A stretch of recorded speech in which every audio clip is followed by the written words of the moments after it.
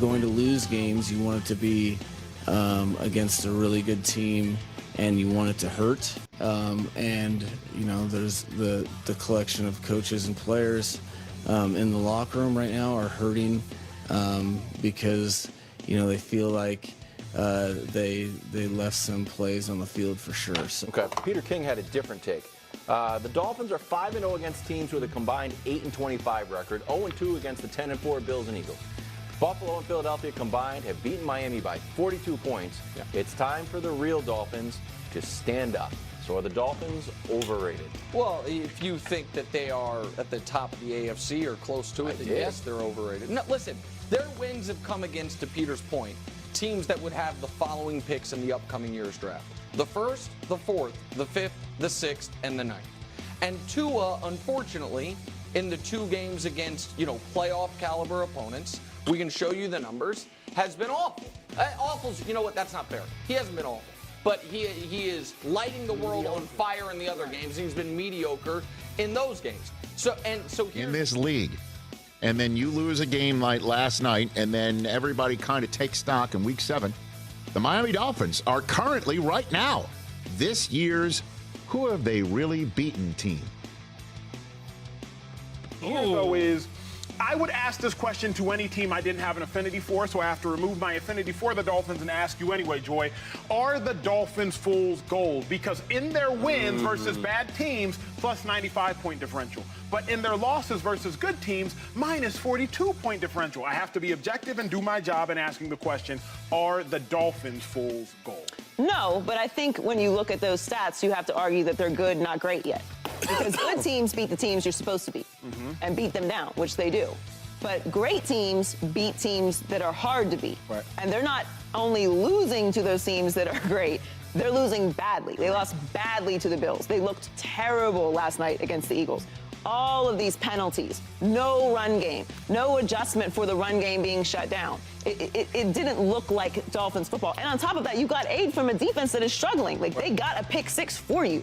But that is my question about the Dolphins. They are a good team. It's not debatable. They've beaten the teams they're supposed to be. But they're losing badly to teams that we know are established and have made it to the postseason and won in the postseason in the Bills and the Eagles. And that's what's concerning to me. Yeah, James, the Dolphins, I just desperately wish they would beat somebody good. Yeah. They got the opportunity to. In 2 weeks, they play the Chiefs. But then they don't play another surefire playoff team until week 16 when you got the Cowboys, then you got the Bills, and you end the season fire. I won't say that they are fool's gold, but they do have to beat somebody good. Yes, they are injured. Everybody and their mama's injured. The Eagles are injured. Was last night more about the Dolphins or the Eagles? It was more about the Dolphins. So first of all, I want to see how Mike McDaniel adjusts. This is the second time Miami has had a defense play in a certain way. We saw it in Buffalo. Also, that being said, I think there's a lot of good that Miami takes out of this football game. I don't want to say, again, Philadelphia played great. Miami gave this game away a little bit. First drive, they throw a touchdown pass, gets called back for holding. Tyreek Hill drops a touchdown. You know, that's going to be on 3rd down, a walk-in touchdown. Those are 2 right there. They lose by 14 points. There's a lot of good that you sit there and you're like, Miami, if we clean up some of those things and allow ourselves to play a little bit more efficiently, we can go play with anybody in the NFL and beat anybody in the NFL. Last night, the story is 3rd and long, 3rd and long, 3rd and long, 3rd and long, and they're not built to play against anyone in that capacity. Go ahead, Shannon. Yeah, well, the thing is that I don't know how they had 10 penalties and the Eagles had 0 penalties. But we'll discuss that another day. Buffalo in last night, Philly, and it didn't look good. It didn't go well. And then we see them against Leicester here, and it's a track meet up and down the field. So that's really concerning for me. Well, let me say this to you. I think both of you are being a little bit too hard on the Miami Dolphins, right? But here's what I would take into consideration about the Miami Dolphins. Both of you know this better than me. 2 offensive linemen, Armstead and center Connor Williams, they were out. Yep. You got left guard Isaiah Wynn. He got hurt on Miami's first drive, all right? And he had to be replaced by a backup offensive lineman and Lester Cotton. So we got that to take into consideration because they came into the game averaging, what was it? The run game was at 181 yards rushing per game. Right. And last night they only got 45. What did we marvel at watching the Miami Dolphins? We talked about Tyreek Hill. We talked about Jalen Waddle. We talked about Tua, who had only been pressured on 22% of his dropback. this season. But the Philadelphia Eagles, recognizing that your offensive line is compromised, they were coming for you anyway to begin with. But when you know that you're depleted at the offensive line spot, all of a sudden you're able to pressure Tua more. And clearly he couldn't do what we're accustomed to seeing him do. And we also have to ask the question, we might have to ask the question about how Tua responds to that pressure. But in the same breath, Mike McDaniel has been very adroit in making sure that the pressure is limited coming in his direction. They couldn't do that last night because you had so many dudes on the line of scrimmage out of work. So if they're out because of injuries, all right, that's compromised your running game. You got to step back to pass, and you're going up against Reddick and Cox and Graham and those brothers and Carter and those brothers. I mean, that's a tall task, and I thought Miami was still in this game. This is not the Buffalo game. This is not when they got bum rushed and beat down and blown out of the building. That was the game. Tyreek Hill doesn't drop that pass. That's what I'm saying. Okay, it changes the complexion of the game. So I'm not going to knock Miami for this loss as much as I knocked them for the Buffalo loss is what I'm saying. That's where I'm coming from. I agree. The first thing is I truly believe Stephen A. fired his stat boy. he's changed so much. His rhetoric is incredible on the Dolphins. He's really amazing. Well, it was a tough loss, indeed. But the media is trying to make it be as the Dolphins are frauds, they're fool's gold. The truth is they're not a finished product by any means. They have a lot of players coming back, but it's not as catastrophic as they used to make it out to be. And that's why every single team plays for home field advantage. Home field advantage matters. That's the truth. That's undeniable. You cannot tell me they went to Philadelphia and they went to Buffalo and they lost. Yes, a lot of teams those two are two of the toughest home field advantage in the NFL right now. The way Denver used to be, the way Green Bay used to be. Those are the facts. But I want to start with you, Matt. What do you think is next for the Dolphins? Even with all that crap about the Dolphins being frauds, they're not to par, they're fool's goal. I want to know your thoughts. Let's start with the basic premise that the media is the actual fraud here. They will create the narrative based on whatever the topic of the day is. And if people can't see that, Stephen A. Smith isn't saying that because he believes that. He's saying that because it's going to get me and you three riled up, right? He's showing video of Tyreek out on a 20-plus yard run out, and he's making the claim that these are only 2-yard, 3-yard passes. So either he's a complete moron, which he's not, or he's doing this to generate clicks, get eyeballs, get tongues wagging, get people talking about it. What am I doing right now? I'm talking about it. And it goes the same thing for Mike Greenberg, actually saying that he thought the Dolphins might be legit. Mike Greenberg doesn't believe that. He said that to generate the passion of his fan base, which are all completely neurotic, ridiculous Jets fans, who, by the way, the Jets aren't even an NFL franchise. But I digress. So, coaches are famous for telling their players, ignore the media. Don't let the media dictate how you're going to think about yourself. What's next for the Dolphins? I think Mike McDaniel's got a really good grip on his team, despite his youth, despite only being a head coach for 24 games, right? That's where we are, not counting preseason. Yeah. I think he's got a really good grip, and you hear it filtered through the media, the exact same media that I'm on a rant about. You can hear it when they talk about, I mentioned it last week, Blake Ferguson saying he'd die for this guy. The media says those things so they can generate eyeballs which look at ads. That is it. There's nothing more about it. Rich Eisen, it was a drubbing in Philadelphia. It wasn't a drubbing, man. I've already told you that the Dolphins get those 2 touchdowns that they were robbed of by the conspiracy theory Steve Hallett and his officials. Listen, the Dolphins are legit. That's where I think the Dolphins are. Bad luck. Bad luck. You got to play those road games. These things are going to happen. The media is going to say whatever they want to say because it's going to get people like me fired up. I think the Dolphins are going to be fine. Their biggest challenge isn't the AFC East. It's certainly not the Jets, and it's certainly not the Patriots. Their biggest challenge for the AFC East leading Miami Dolphins are injuries. If they can get through that run of injuries somewhat whole, like I said a moment ago, the Dolphins will be fine. To your point, Mike Greenberg was asking the panel on Get Up. I saw on a clip on Twitter that the Jets are still capable of winning the AFC. So, you know, that's what he truly believes. But Eddie, I want to know your And, thoughts on what's next for the Dolphins and the whole media conspiracy that the Dolphins are fraud and everything. But the whole picture on going forward. I don't know what it is about Miami teams that the media does not like. They don't like they don't like the Heat. They don't like the Dolphins. They don't like the Hurricanes. Marlins I don't care about, or the Panthers, so they can hate on both of them. But they, all right, it has not been brought up on national media that San Francisco 49ers went to Minnesota, who had what, one win, two wins, and they got beat. The Detroit Lions played the Ravens, everybody's favorite there, the Detroit Lions. They got drubbed, absolutely killed.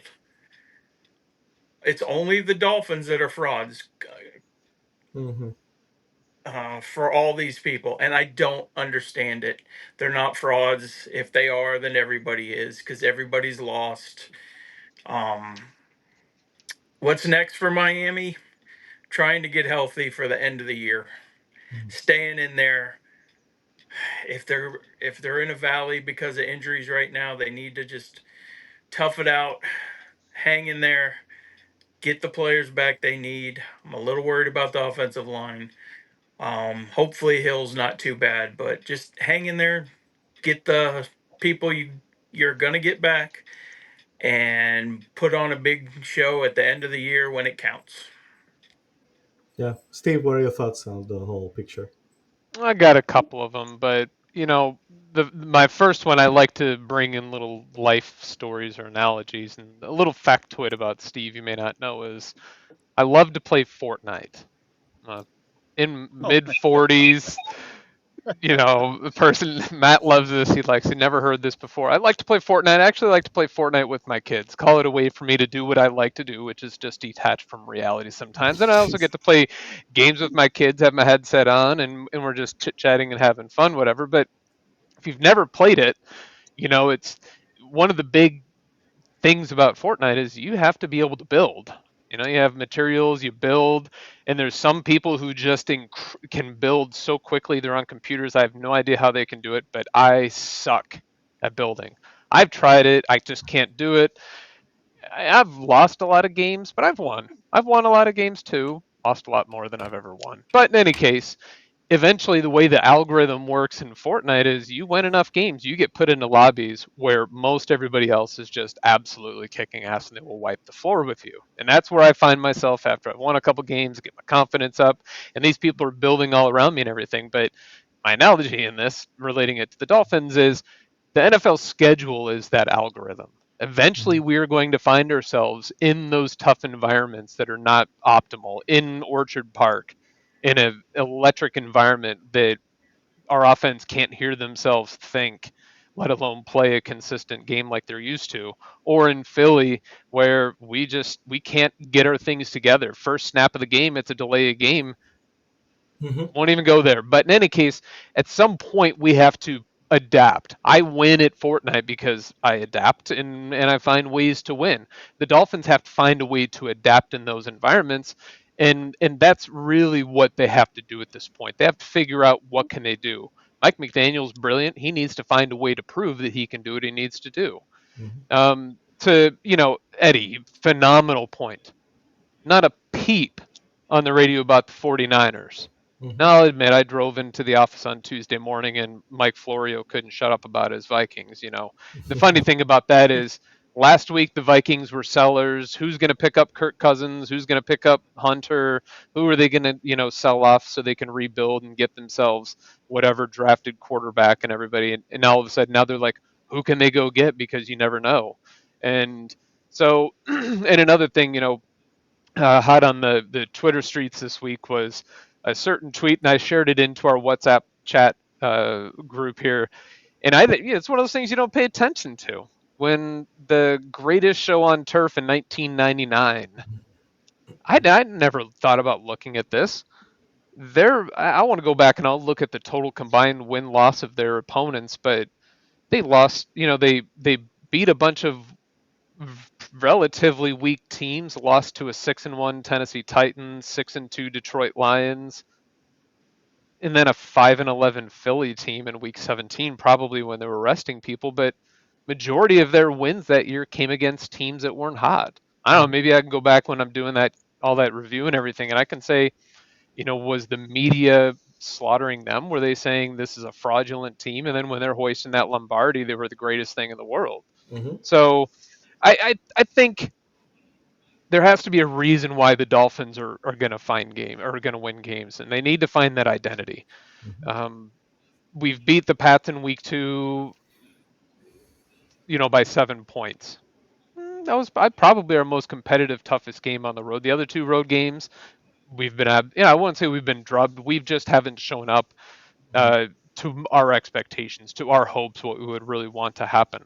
So I don't play the moral win game. Did we have a chance to tie it up? Did we have a chance to really keep it close, push Philly into maybe a position of panic where they felt like they needed to go out of their game plan a little bit?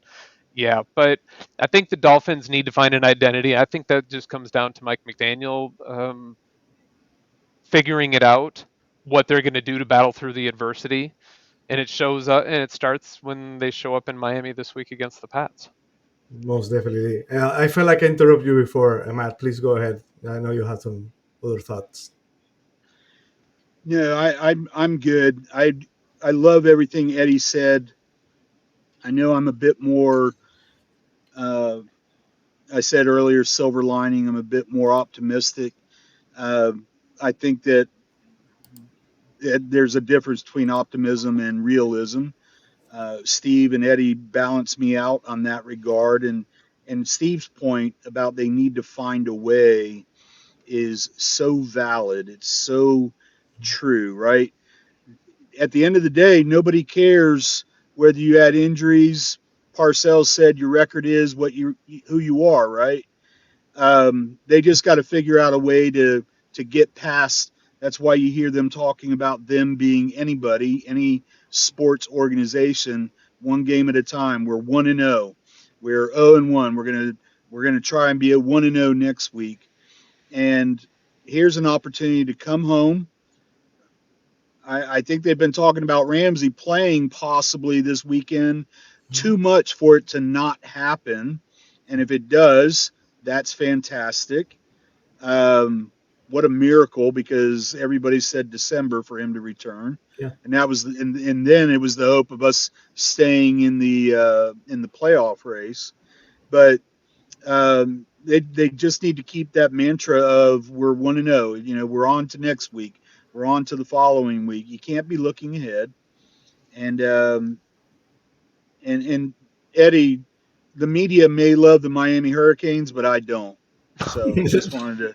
No, I said they hate the Miami Hurricanes. Oh, that's right, you did. I'm the media. In that case, I'm the media. I hate the Hurricanes. But hold up, man. I love the Marlins. Don't be dissing my Marlins.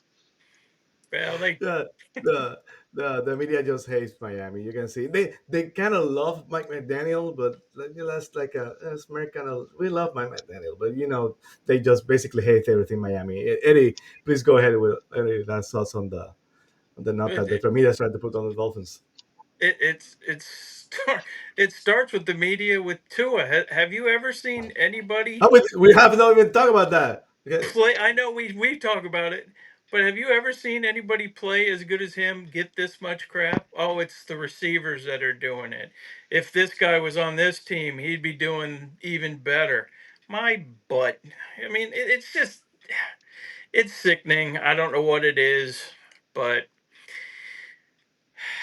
like they just have to prove them wrong. They gotta fight through this, and I don't know if I want Ramsey to play this week or not, but I sure am happy he's practicing. What's Me the too. what's what they call that thing that they put something to? It's not a microwave, hyper chamber or something. The Dolphins are that kind of a chamber that we're expecting like everything to come so on fast track. That we're still building. That's the truth. We have Yeah. huge expectations for the team. That's the truth. We got up and we believe our own hype. I do. I'm gonna talk about myself. I do. Sure. But this team, you saw improvements from last season to this season. Clutch management, even with that first penalty of the game, clutch management has been better. You can see the layers of the offense going forward. You would like to see the Dolphins do something about when teams are playing off coverage. The McDaniel, like something goes wrong, and the running game, you saw during the game that they were trying to put Ahmed straight up the gut, and he sent like a stone. Do what works, and when they decided to run with Monster to the outside boundaries, there they had some success. But please still go ahead with the thoughts about the knockout that the media started to put on the Dolphins. No, just a couple things. One thing that really caught my eye, and I'm flipping it around on her, Joy, in the clip that preceded this. She was talking about how they were expected to go up and beat the weaker teams soundly, which we do. But the teams that are really good, we have to be able to be in the games and beat them. And I flipped the script around on this, and my question is, have we made it hard on those teams to beat us? Are we a team on those schedules that those teams look at us and say, they mark it in preseason and say that's a game that we really have to worry about? And I'm not sure how we really get there. And Sammy, you said it a couple times, and I just want to open up for question, maybe a little bit of discussion here, but we're not a finished product. I know we're not a finished product. We're in a rebuild, but we've kind of done the rebuild the way the LA Rams did it, where they went out there and they really just built a team of high dollar. We're still with our quarterback who's on his rookie contract. So I don't want to say that Yeah, there's a I don't panic of a truly. window closing. Yeah. We have some people to get healthy to see them come out on the field. Hopefully they stay healthy and we don't keep on seeing attrition happen. But we're not a finished product, but I don't think we have a very long a window that's going to be open really long for us to be able to capture this lightning in a bottle. I don't Absolutely. think I don't think that's as bad as you'd think. The cap situation.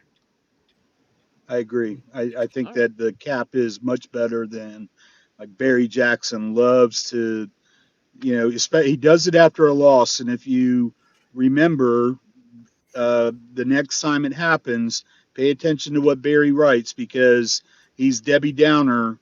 And he's all about getting that attention when the things are bad because it's easy to be all happy and everything when things are good, but the second there's a loss, and it's happened this week already, he'll go into an article on the cap situation. I agree with Eddie completely. The cap is in much better condition than what it may appear. They have 3.3 million in cap space today, and if they really wanted to, they could easily get it to 20 with just a few pen strokes. The cap is a myth. Yeah, and when I say that they're not a finished product, basically what I'm saying is on the installment. You can see someone said during today or yesterday, I don't know where I heard it, that Fangio's defensive playbook is this thick. Yeah, this thick. So and McDaniel, that he keeps adding layers. So it's that thick, Sammy, because he's old and he needs bigger print. So it's really just like, for me, it'd be like 10 pages for him. It's like, I'm kidding. So basically, that the Dolphins are on the field. They're not excuses on personnel. That's a finished product. They have enough people. They have. Again, they're gonna get back during the next couple of weeks. 3 of the top 100. I don't know what it was 100, but 3 of the top 100 players in the NFL: Howard, Ramsey, and Armstead. 3 of the top 100 are gonna be back. So not a lot of teams can say that. So and they have speed on the field. They are the fastest team in the league. And you know what they say? You know what they say, Speed guys? kills. Speed kills. Yes, speed kills. I like it.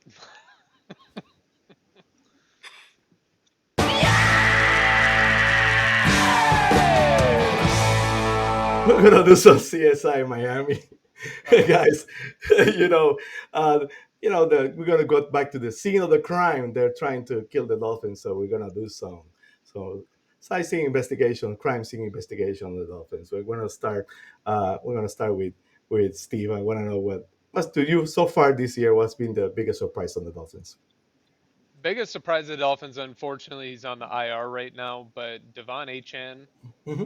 I Yeah. think there was some not really question marks, there was unknown as to whether or not somebody his size, stature could do it. But he took the league by storm in his first few weeks of getting the ball handed to him. I'm not sure where he is in the standings for running backs right now in terms of yards and touchdowns. It's some easy Hmm. searching that we could figure it out while we're on here. But I can't imagine that he's too far back in the top 10. So he's really my biggest surprise to start off. Um, with a honorable mention of the defensive line. I'd mentioned that earlier and how they did well against Philly, but third in the league in sacks, uh, which the linebackers are, AVG playing a role in that type of thing. Depends on what you want to call Chubb and Phillips, but the defensive front, my honorable mention. Yeah, I think I know what's gonna be Eddie's biggest surprise, but I might be wrong. So Eddie, what's your biggest surprise so far? There's a couple, if I can go with a couple. Okay. Achan, Hmm. that was right up there. I did not expect him to be that good. That's why I pushed for Dalvin Cook and Taylor, and then just to watch him play, it was amazing. Why Mike McDaniel wanted that to be the first pick they had and not Cam Smith, which is another surprise. The man hasn't seen the field. He's seen 4 plays the whole year. And I do not understand what's going on if he doesn't get it yet or what. But Hmm. so it's the lack of use of Brandon Jones, Cam Smith, Ogba. He played 3 plays the other day. That's part of my cap solution for next year. There's $13 million gone right there. You talked about that before, yeah. But the biggest surprise to me is my friend Matt over there said Tyreek's going to have 2,000 yards. And I said, no way. Waddle's going to cut into that. Waddle looks very average to me this year. I don't know what it is.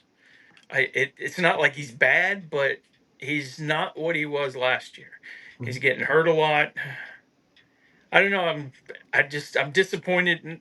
I know he can turn it around, so it's not like I'm down on him. But I thought I thought for sure your biggest surprise would be Andrew Van Ginkle. I was so wrong with that. the what? Andrew Van Ginkle, I thought you were going to say was your biggest surprise. Oh, no, he's never been a surprise to me. He's been good the whole time. They just didn't know how to use him. So That's good. really, it's the 3 Jalen's have been underperformed, but one's been hurt on IR, and he'll come back. Yeah. Matt, Phillips hasn't impressed me either this yeah. year so far. Matt, what about you? What is your biggest surprise so far? I think my biggest surprise is the it starts with the draft with drafting Achan. Mhm. I shared several episodes back. He played for Texas A&M. North Carolina played Texas A&M in the Orange Bowl, and he scored the back-breaking winning touchdown against my Tar Heels. And I remember on that play him pulling away. I remember thinking, that dude is faster than anyone. Not anyone in the NFL, not anyone, period. That's how fast he was on that night. And then fast forward to the 2023 draft, and we draft that guy, and I'm like, great, I have to root for this guy now. But wait a minute, he's like 5'5". Is this a wasted draft pick? And the fact of the matter is I'm going to root my ass off for this kid from Texas A&M because he's faster than everyone. Um, it really showed me that I don't know anything about football as a fan when compared to the coaches. They knew what they were getting, and it was just a matter of putting them in a position to succeed. The other part of my surprise is Cam Smith. Um, I'm not going to denigrate the guy. I don't know anything of why he's not seeing the field, but he's a cornerback. That was a position of need. If you're being a realistic Dolphin fan, you realize that Xavier Howard is a phenomenal and has been a phenomenal player for the Miami Dolphins for his entire tenure, but he's not getting any younger or healthier, it seems like. So I rooted for that draft pick, and then hearing him talk, I thought this kid's got some dog in him. Let's go. And so it's disappointing that he hasn't been able to see more playing time. He hasn't been able to see any, to be honest, playing time. And then a real quick runner-up. I will admit the offensive line's performance has been very, very unexpected. Um, Again, I'm no football expert. I don't know more than the coaches. I do know that for years the offensive line has been the sore spot because Tannehill gets hurt, or Tua gets hurt, or something happens, and those guys have just balled out for 7 games. Tua's relatively clean. He's healthy, knock on wood. Those would be my top 3 picks. Yeah, the biggest surprise should be the offensive line, but I'm pretty sure still remember I have some caution optimism on the offensive line. So the overall for me, the biggest surprise have been the running game. With A Chain, with Mustard, during the season, Steve and I had so many conversations during the first episodes of Films TV about the running backs. Mustard has proven to be a reliable back. He has stayed healthy so far until this week. He has proved to be healthy. Hopefully, he comes back. Hopefully, he has a Veterans Day, some rest. He will deserve a rest against a physical team like the Eagles. It's most deserved. But the running game has been, as you add me, the biggest surprise of the season.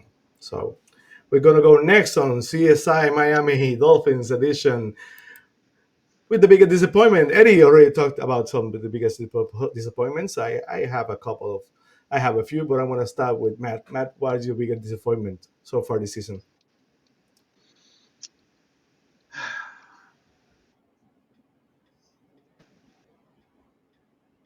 That um,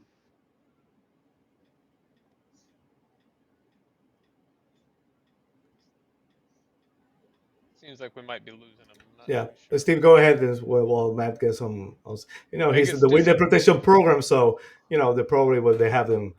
The signal is not so good. They found him. They found his They witness found him. protection black ops site. Go, Matt! Get! Run away! Don't He's go to still the talking. light. He can't even hear us. We'll go back to you. We'll go back to you, Matt. But please, Steve, go ahead. Biggest disappointment this year, I'd say, is we kind of touched on it earlier, is the inability for the Dolphins to translate the greatest show while in the surf to being on the road. I know that we have the capability. We just need to find some way to take that lightning in a bottle that we have at Hard Rock Stadium onto the road and show that we are one of those elite teams that every team has to be able to beat. Yeah, and you already talked about the 3 Jalen's with your big disappointment, Eddie, but please elaborate a little bit more about that. Yeah, I expected a lot out of Jalen Phillips this year, just like I did last year. He's been hurt a lot. Everybody can say, well, that's why he's not, but you got to stay healthy to be a productive football player. That's part of being in the NFL. That's part of being great. Like I said, Jalen, well, I don't know if I'm really disappointed. I just expected more out of him. And my biggest disappointment is so far, I the lack of turnovers by the defense.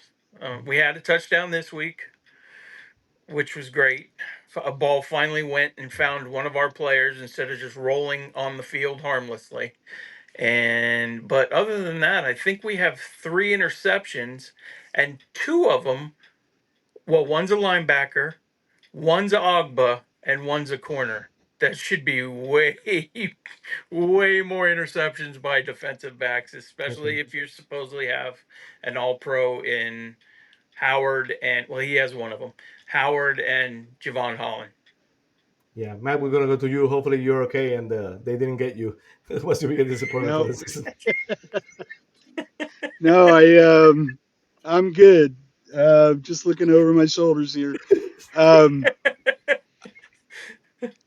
I I loved everything Eddie just said. I was actually going to say, before I was so rudely disconnected, that one of my disappointments has been the coaching, and I mean this with all the love and respect that I have.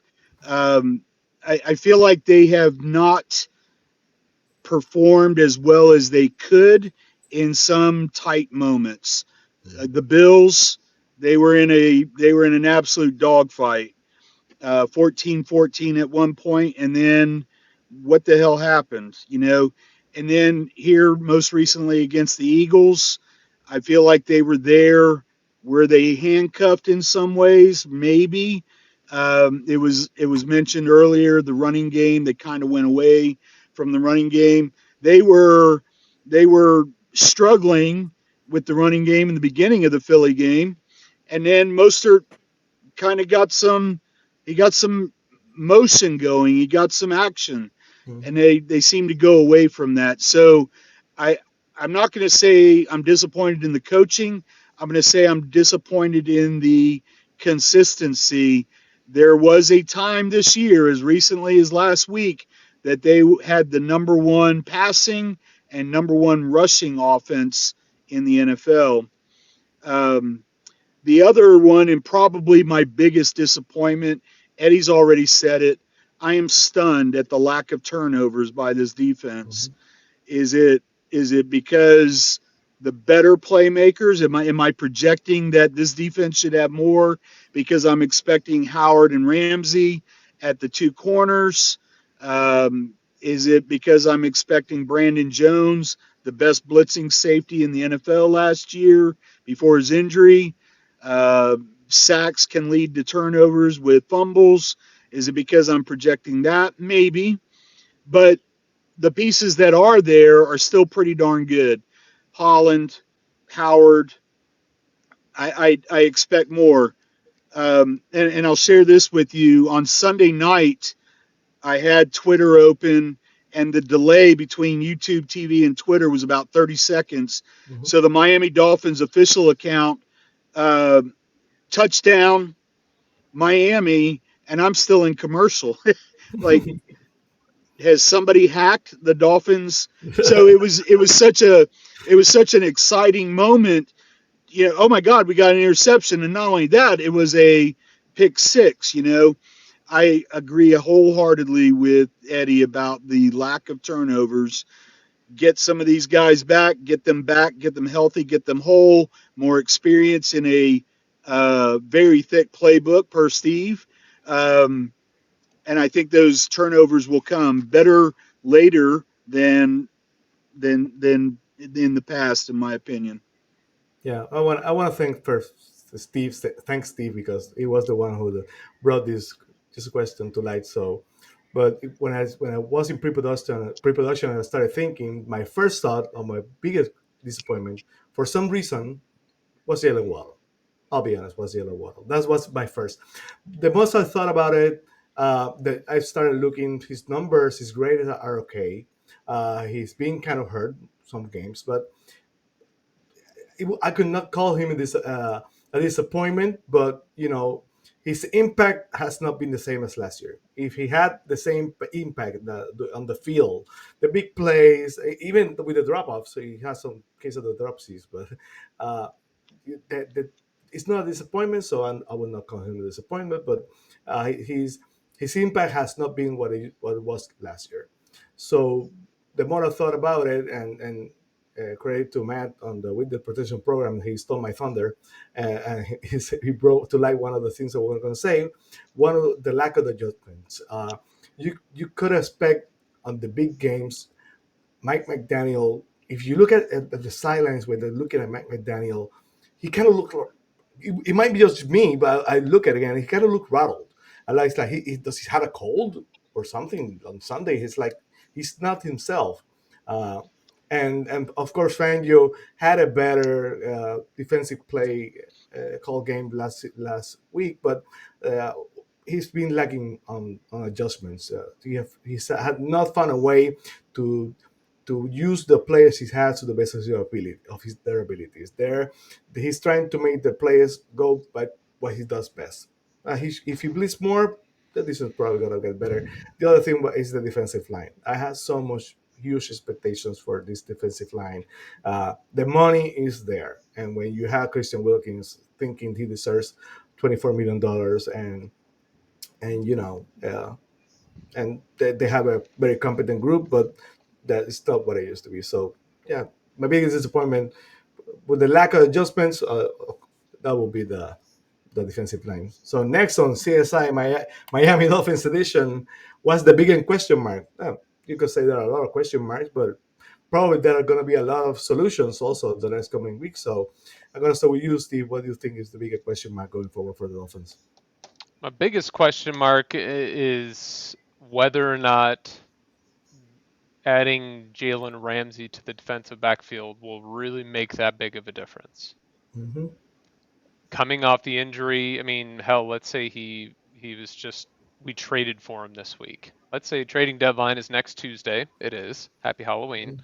Mm-hmm. And we trade for Jalen Ramsey in the middle of the season. It's the big splash signing that we make. It's this year's Bradley Chubb, but hopefully with better results. Is it going to make that big of a difference? We already have Xavier Howard. He's been hobbled some with the soft tissue injury of the hamstring, which I think we've seen him deal with that in the past. Maybe it was his groin in the past, but those things linger. Apple and Kohu, they have just been absolutely abused up and down the field some this year. I think, Eddie, you had shared over some numbers that really made me sick. Actually, thank you. You saved me from overeating that night. But they just absolutely been abused, Apple and Kohu. I really love Cater Kohu. I think Apple has some positives with his tackling. He doesn't shy away from trying to get the tackles and putting his shoulder in there.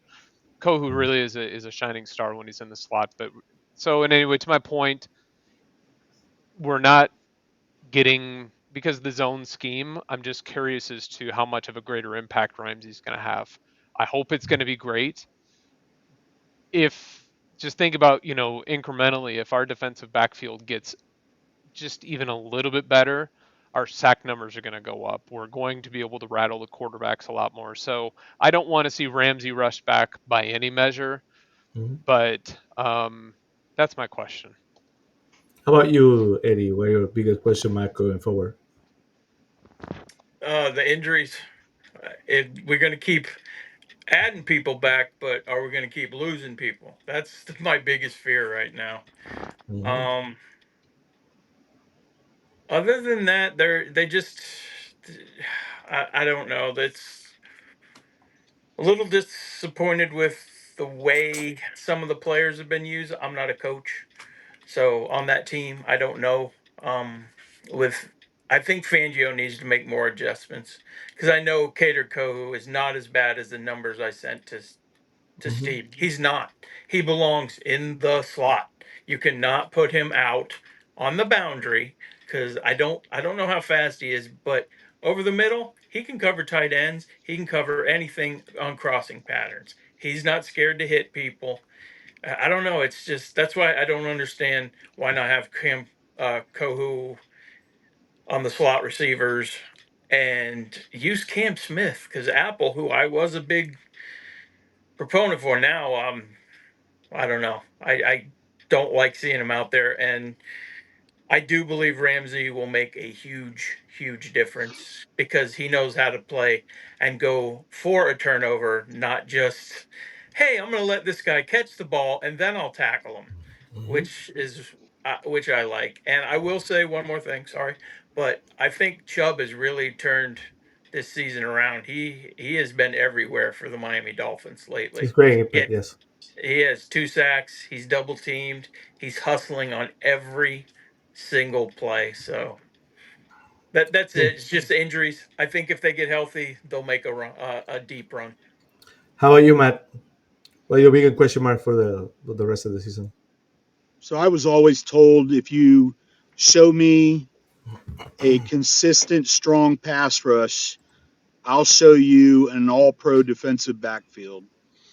And what that simply means is if the front seven are getting to the quarterback, putting pressure on him, you're going to have INTs, you're going to have pass breakups, you're going to have the things that you want, the things that Eddie and I just mentioned that we were surprised by, disappointed in the lack of turnovers.